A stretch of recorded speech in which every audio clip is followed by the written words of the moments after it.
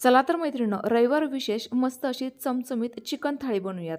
त्याकरिता सर्वांत अगोदर चिकन मॅरिनेट करून घेऊयात। त्याकरिता स्वच्छ धुवून घेतलेलं चिकन, त्यावरती पाव चमचा हळद, 2 चमचे धना पावडर, चवीनुसार मीठ आणि 1 चमचा आलं लसूण पेस्ट घातली। हे संपूर्ण साहित्य व्यवस्थित असं मिक्स करून घेतलं। आता हे झाकून जरा वेळाकरता साईडला ठेवून देऊ। लगेच गॅसवर 3 मध्यम आकाराचे कांदे खोबरं भाजण्याकरता ठेवलं। हे भाजतंय तोपर्यंत आपण चिकन शिजवून घेऊ। त्यासाठी पातेल्यामध्ये तेल, खडा मसाले, बारीक चिरलेला कांदा, आलं लसूण पेस्ट आणि मॅरिनेट केलेलं चिकन घातलं, व्यवस्थित असं परतवून घेतलं। आता त्यावर झाकण ठेवूयात आणि 1.5 ग्लास पाणी टाकून हे पाणी गरम होईपर्यंत वाट बघूयात। पाणी गरम झालं की लगेच ते चिकनमध्ये घालायचं।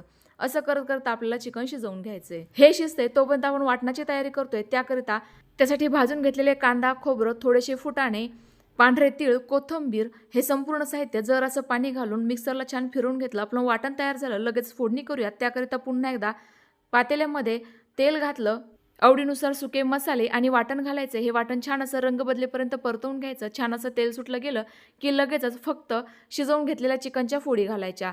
या चिकनच्या फोडी व्यवस्थित अशा मसाल्यांमध्ये परतवून घेतल्या की मग चिकनचं अळणी पाणी आणि त्यासोबत गरज असल्यास नॉर्मल पाणी घालायचे।